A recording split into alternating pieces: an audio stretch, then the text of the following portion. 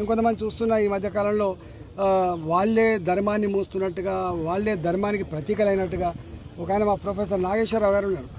నాగేశ్వరరావు గారు అయితే మొత్తం రేవంత్ రెడ్డి గారు ఇప్పుడే ఒక గొప్ప ప్రగతి కాముకుడు, చాలా గొప్ప మేధావి, గొప్ప సంఘ సంస్కర్త, ఆయన మాత్రమే ఈ రాష్ట్రాన్ని రక్షించగలరని చెప్పి భుజాల మీద తీసుకుంటే మాకేం బాధ లేదు. కానీ నాగేశ్వరరావు గారు తెలియంది ఏంటంటే, నీకు తెలిసింది ఒక ఇన్కన్వెన్షనే తప్ప నీకు తెలియంది అస్మత్పేట చెరువుల్లో 125 మంది పేదల కన్నీళ్ళ గురించి నీకు తెలుసా నాగేశ్వరరావు గారు? అలవాల్ చెరువులో జీతాలు చేసి నౌకర్లు చేసి నెలకు 5,000 10,000 బ్యాంకులకు ఈఎంఐ కట్టుకున్నటువంటి ఇండ్లకు ఉన్న గోస గురించి నీకు తెలుసా నాగేశ్వరరావు గారు? ఇవాళ సూడో మేధావులు, కొంతమంది సోషల్ మీడియాలో ఆ ట్రెండింగ్ కోసం ఆశపడే వాళ్ళు, అప్పటికప్పుడు ఏదో పెద్ద హీరోలు అని చెప్పి పేరు తెచ్చుకునే వాళ్లకు ఈ పేదల గురించి తెలియదు.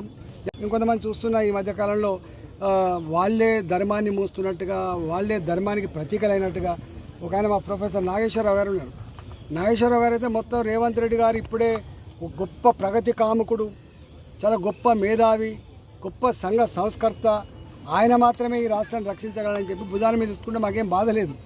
కానీ నాగేశ్వరరావు గారు తెలియంది ఏంటంటే, నీకు తెలిసింది ఒక ఇన్కన్వెన్షనే తప్ప నీకు తెలియంది అస్మత్పేట చెరువుల్లో 125 మంది పేదల కన్నీళ్ళ గురించి నీకు తెలుసా నాగేశ్వరరావు గారు?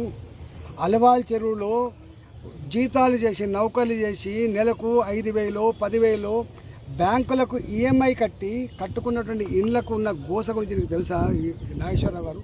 ఇవాళ సూడో మేధావులు, కొంతమంది సోషల్ మీడియాలో ఆ ట్రెండింగ్ కోసం ఆశపడే వాళ్ళు, అప్పటికప్పుడు ఏదో పెద్ద హీరోలు అని చెప్పి పేరు తెచ్చుకునే వాళ్లకు ఈ పేదల గురించి తెలియదు.